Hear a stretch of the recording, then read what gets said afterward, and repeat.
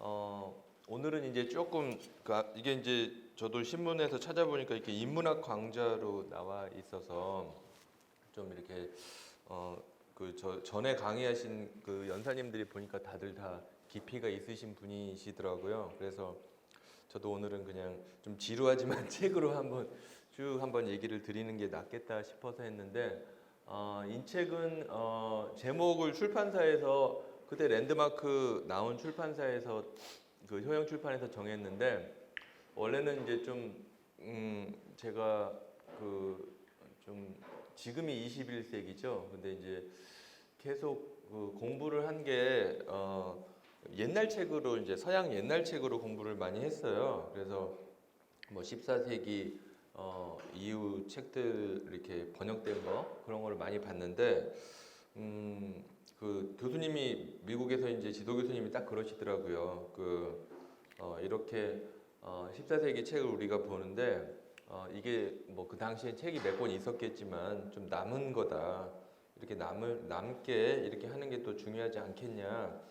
이런 얘기를 또 하셨고 그분이 또 너도 졸업하면서 뭔가 하나를 좀 남기고 가야 나도 배울 수가 있겠다 이렇게 얘기하셔가지고 이런 생각을 가지고 이제 저희 학교에서도 이렇게 뭔가 저는 한 뭐 랜드마크 책도 한 200년 남고 싶습니다 그랬더니 저희 동료 교수님은 푹 웃으시고 또 원로 교수님은 그래야지 또 이러시고 반응이 다르시더라고요. 그래서 조금 좀 길게 남았으면 좋겠다. 특히 우리나라가 좀 빨리 변하고 그 천지개벽적인 사건들이 많이 일어나지 않습니까? 지금 뭐 저번에도 아파트 막 얘기했지만 분상제 이후에도 지금 막 이상하게 또 동요가 일어나고 막 이러는 것들이 막 일어나는데 지금의 건축으로 좀 미래를 보다 이런 좀 지금 그러니까 그 예전부터 이렇게 저 학부 다닐 때도 이렇게 인턴하고 그럴 때도 그때 말씀드린 그 조건영 건축가님께서도 뭐 패러다임의 변환 막 이런 거 얘기하시면서 패러다임의 변함이 뭐 별거 아니야 뭐 이렇게 한 죽을 때쯤 돼서 지금을 바라보는 거야 이렇게 쉽게 가르쳐 주셨어요. 그래서 저도 조금 이거를 지금 거를 굉장히 푸시해서 미래로 보내면 지금 게 어떻게 보일까 이런 거에 조금 관심이 많아서 어쩔 때는 되게 썰렁하기도 하고 그런데 기본적으로 이런 질문들을 조금 가지고 있었어요. 그리고 저도 지금 송정역에서 내려서 택시를 타고 이렇게 오면서 광주 건물들을 이렇게 야경들을 쭉 봤는데 이게 뭐 일반 저는 이제 지금 오다가 익산역에 잠깐 들러가지고 뭐 이렇게 갔다 왔는데 익산역은 뭐 저 어렸을 때랑 똑같더라고요. 80년대에 막 만들어지고 그 역전 앞이 건물들이 뭐 한 두 개 정도 새로 지어졌나? 뭐 요 정도 왜 지었지? 막 이런 느낌인데 광주는 계속 변화하고 있는 모습을 볼 수 있어서 이게 또 여기서 이 얘기가 맞을까? 뭐 이런 고민을 해봤었는데 건축 해석이 뭐 얼마나 유효할까? 지금 우리가 평가를 내리는 것들이 얼마나 유효할까 생각하면서 100년이 지난 다음에 다음에 건축을 바라볼 수 있을까? 또 건물이라는 게 뭐 어떤 사회적인 어떤 재화의 가치도 있기 때문에 좀 주변적 속성으로도 많이 존재하거든요. 그냥 주변으로 존재하기 때문에 별로 이렇게 판단되고 싶지도 않고 판단하지도 않고 이런 건데 이런 거에 좀 자신을 좀 얻은 게 요즘 뭐 그 네이버 같은 데도 플레이스라고 이렇게 새로 칼럼이 하나 생겨서 배너가 하나 생겨서 장소에 대한 관심들이 많아지는 걸 많이 느꼈고 저도 어렸을 때 이렇게 소설 같은 거 보면서 뭐 오래된 정원 이런 거 보면서 왜 이렇게 이 양반이 이렇게 그 정원 얘기를 한 세네 장을 쓸까 막 쓰시는데 뭐 저도 좀 어렸을 때 할아버지 댁에 가서 대충 뭔지는 알겠는데 굉장히 오래 쓰시더라고요. 한 그 정원에 대한 묘사를 한 서너 장 정도 쓸 정도로 쓰는 걸 보고 이게 좀 장소적인 가치가 굉장히 중요할 수도 있겠다는 생각을 동시에 하면서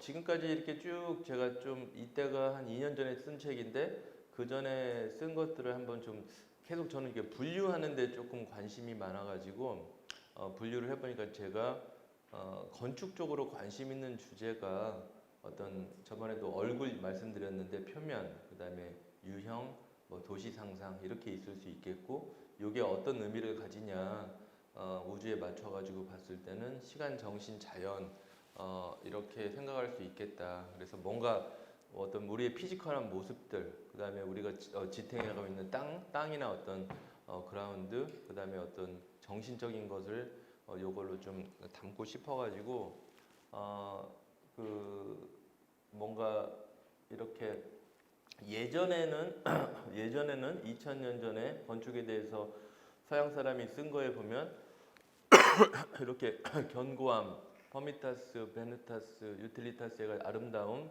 뭐 기능성 이렇게 세 가지 조건을 얘기했었는데, 지금 현재는 이제 조금 요거는 기본적으로 되면서 좀 다른 얘기를 저희가 다 되고 있다는 걸 인지하고 있거든요. 이렇게 좀 그래서 그런 것들을 좀 표현해 보려고 좀 해봤습니다. 그래서 저번에 연결해서 조금 이게 이제 최근에 쓴 거고요.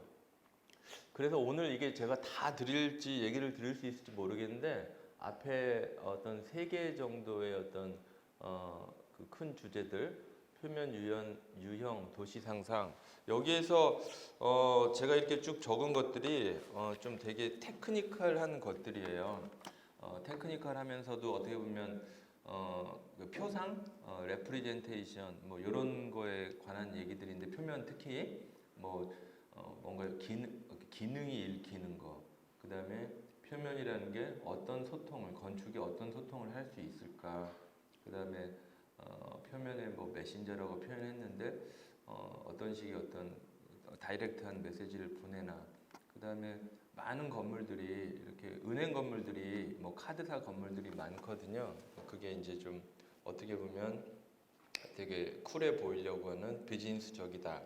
그 다음에 요거 같은 경우는 이제 노출 콘크리트라고 요즘 많이 쓰시는데, 사실은 이게 이제 노출 콘크리트가 제가 한 94, 5년에 일본에서부터 나오기 시작을 했는데, 그때는 되게 건박함의 표현이었거든요. 건박함의 표현인데, 지금은 그 제주도의 본태박물관이 이런 데 가보면 그렇게 그런 대기업 사모님들이 하시는 많은 건물들이 노출 콘크리트를 써요.